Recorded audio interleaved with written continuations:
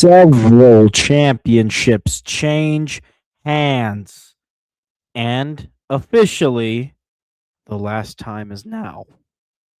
Welcome to the Wrestling is Bullshit podcast. Very excited to get into it. It's a very special week, being the week of John Cena's in ring retirement. But we have so much more to also talk about in this episode of the show. Gonna be a fun one. So let's get into it, shall we? Let's go ahead and start as we always do by analyzing this past week in the world of professional wrestling. Okay, the results start at AEW Dynamite this past Wednesday, where we saw the timeless Love Bombs defeat Megan Bayne and Marina Shafir in a death match to advance towards the AEW Women's World Tag Team Championship final. The timeless Love Bombs will now take on the Babes of Wrath for these inaugural AEW Women's World Tag Team titles. And we'll get to that very soon with the watch list. But it was a fun match. You know, Tony Storm, Mina Shirakawa going up against Megan Bayne and Marina Shafir in a death match is guaranteed to hit, right? And these are wrestlers that have chemistry from Blood and Guts not too long ago.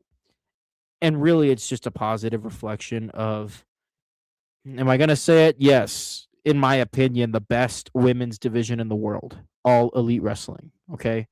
AEW has the best women's division in the world.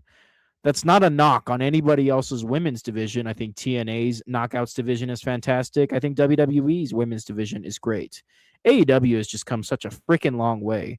And honestly, I wouldn't change a thing, historically speaking, about the AEW women's division. It really feels like we needed those lackluster years in order to finally find ourselves in such a abundant, fortuitous time for this AEW women's division. Anywho, let's move on. Speaking of this women's division, we actually have two new women's champions crowned at the Ring of Honor Final Battle Premium Live event. Ring of Honor does about 3 premium live events a year, and they pair well with the 9 pay-per-views that AEW has to offer at a yearly rate. If you didn't know, AEW and Ring of Honor are under the same ownership. You probably did know that.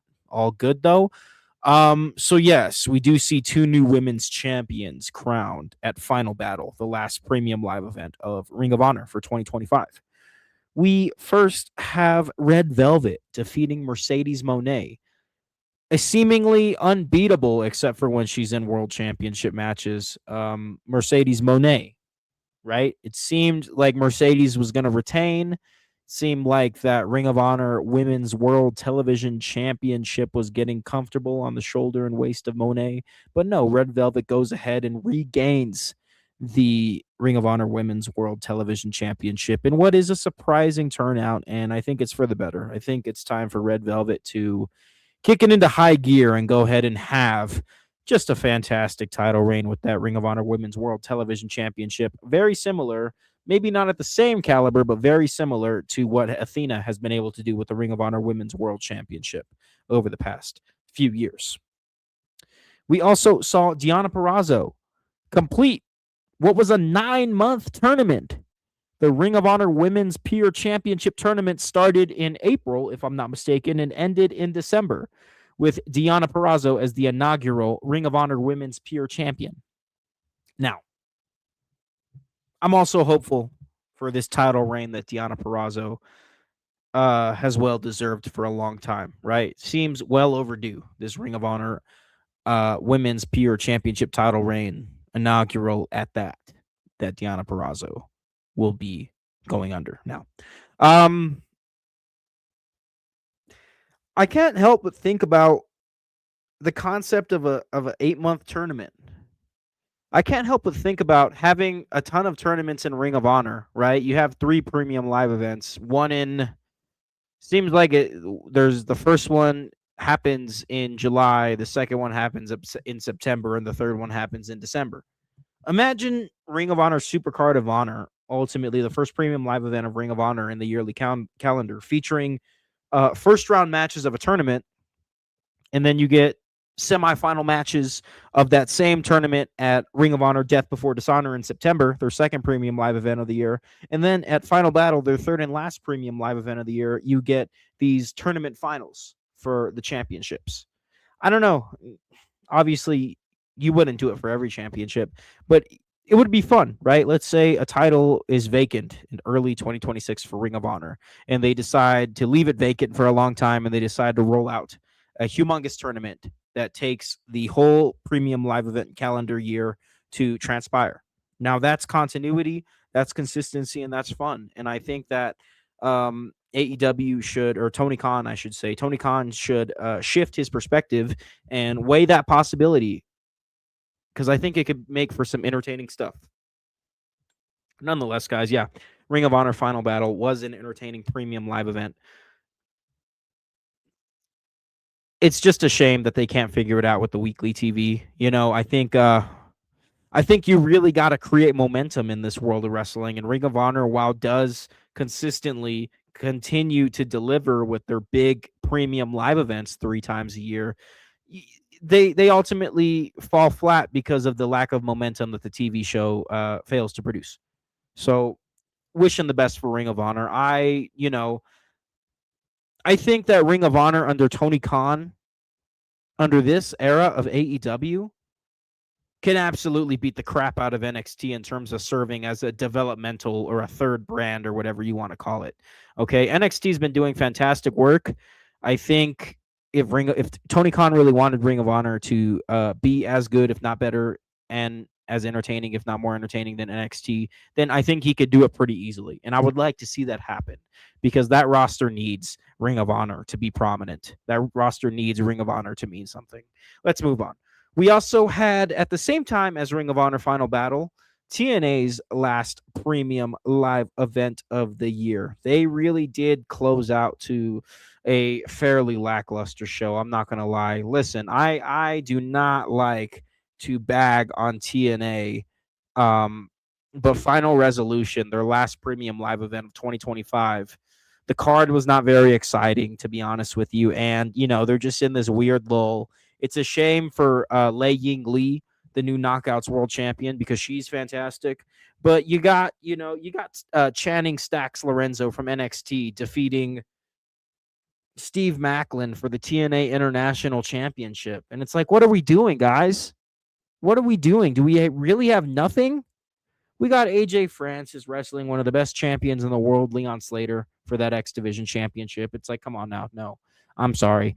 You got to put a real opponent in there for Leon Slater. And again, I don't want to really be negative, but I got to say, man, the TNA has really lost some steam in the second half of 2025, which is a real shame, because ever since they've rebranded under Total Nonstop Action, I think that they've made solid moves. But in this second half of 2025, man, I just think the wheels started falling off the train a little bit, which is sad. I really hope for a fortuitous 2026 for TNA.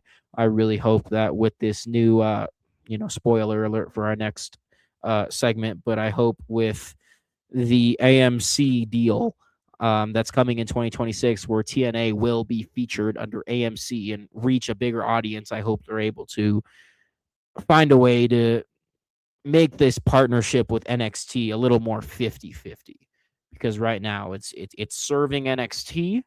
NXT is very amazing right now. Also, NXT is freaking killing it. But yeah, it's at the expense of TNA, and I'm not willing to give up the expense of TNA for NXT to be good. Okay, I'm really not. They can both flourish, and hopefully 2026 holds that for TNA, who seem to be stepping into a better position.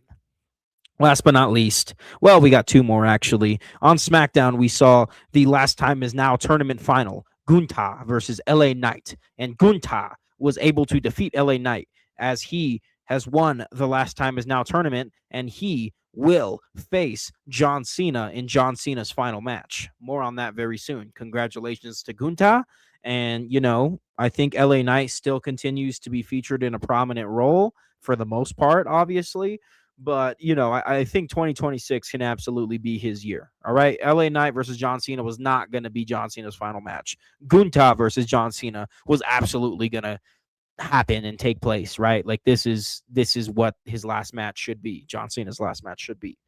And last but not least, in the results section, to round out this last week in the world of professional wrestling, Obafemi was able to defeat Ricky Saints to regain the NXT championship at the NXT Deadline Premium Live event, which also saw the Iron Survivor challenges won by Javon Evans for the men and Kendall Gray for the women.